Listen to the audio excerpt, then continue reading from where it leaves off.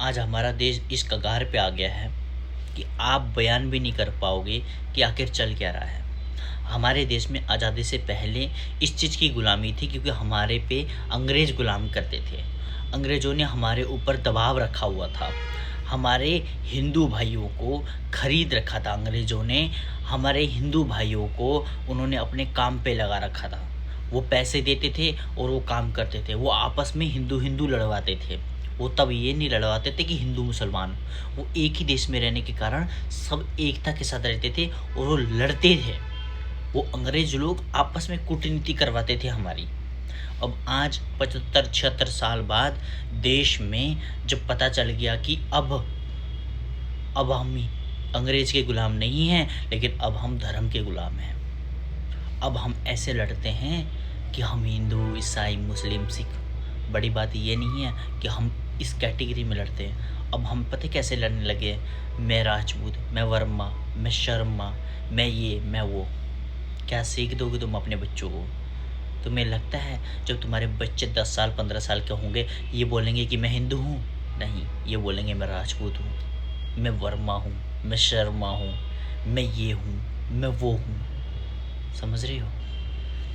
तुम लोगों ने ना अपनी पैरों में खुद कुल्हाड़ी मारी है। देश में अगर कोई नेता हमें चाहिए तो देश को आगे बढ़ाने वाला, आगे पहुंचाने वाला चाहिए, ना कि हिंदू मुस्लिम करवाने वाला, लड़वाने वाला। क्योंकि इस देश में ना मानसिक संतुलन अगर खराब किया जाए ना तो आराम से 100 साल तक गद्दी में रह सकता है। एक राजा वो है जो लड़के गद्दी में 100 साल बैठता है, और एक राजा वो होता है जो आपस में लड़वा के 100 साल गद्दी में बैठता है। अब तुम समझ जाओ वो कौन राजा है जो लड़वाने के बाद गद्दी में बैठा हुआ है और आगे पता नहीं कितने साल तक तुम लोगों की आंखें नहीं खुलेगी और वो बैठता रहेगा। वो इस कदर बैठेगा, इस कदर तुम्हारे जहन में बैठ चुका है कि अब तुम्हें अपना पापा कम वो नींद में ज़्यादा आने लगा है। कहते हैं ना, अगर इंसान को एक ही शख्स की फ़ोटो दिन भर दिखा दिया जाए तो वो नींद में भी उसी को याद करता है। अब तुम्हारे जहन में बस वही याद है, अब तुम्हें बस वही दिखेगा, उसके अलावा कुछ और नहीं दिखेगा। चाहे पोस्टर हो, चाहे किसी भी चीज़ की खाने की चीज़ हो उसमें फ़ोटो होगी, चाहे वो हर एक जगह। बस रह क्या गया है, नोट में लगवा दो, नोट में भी फ़ोटो लगवा दो, हटवाओ महात्मा गांधी जी की फ़ोटो। कहाँ फ्रीडम फाइटर की फ़ोटो लगवा रहे हो तुम लोग? नहीं, महात्मा गांधी जी ने जो किया है तुम उस रास्ते पे तो चल ही नहीं रहे हो। महात्मा गांधी का ये रास्ता तो था नहीं, लेकिन तुम लोगों को ये राज नहीं आता ना। तुम लोग जो कर रहे हो, तुम इंसान हो, इंसानियत वाली कुछ काम करा है तुम लोगों ने आज तक?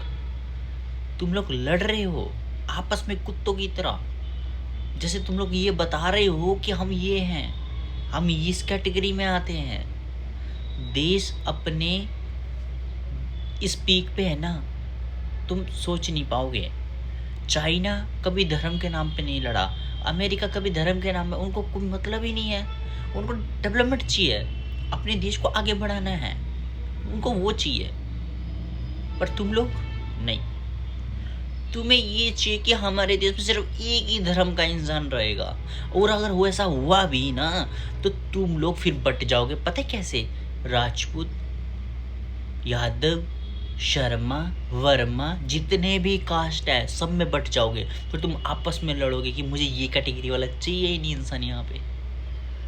तुम इंसान हो ही नहीं सकते इस कदर, तुम्हें मैनिपुलेट किया जा रहा है।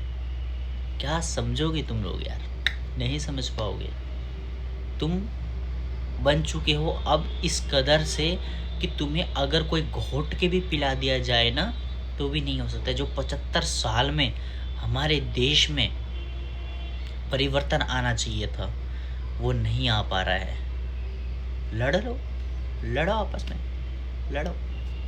आपस में लड़ने से कुछ नहीं होता।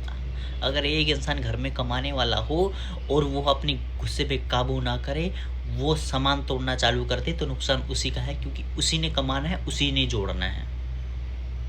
तुम वही हो जो अपने गुस्से पे काबू कर नहीं रहे, तोड़ रहे हो फिर जोड़ रहे हो, फिर तोड़ रहे हो फिर जोड़ रहे हो। बढ़िया है, करते रहो, कंटिन्यू। कब तक करते रहोगे? लेकिन तुम अपने बच्चों को कभी भी अच्छी सीख नहीं दे सकते। तुम्हारा बच्चा 10 साल की उम्र में ही हिंदू मुसलमान ईसाई सीख कहना चालू कर देगा, मानो या ना मानो। आज के बच्चे ना ये चीज़ में सबसे ज़्यादा एक्टिव हो चुके हैं, मैंने देखा है। छोटे छोटे बच्चे धमकी देते हैं, हम काट देंगे, हम पीट देंगे। अबे तुम अभी निकले नहीं हो ढंग से, तुम्हारी उम्र है ही क्या, काटने पीटने की बात करते हो। कुछ नहीं बन सकते। जयराम जी की।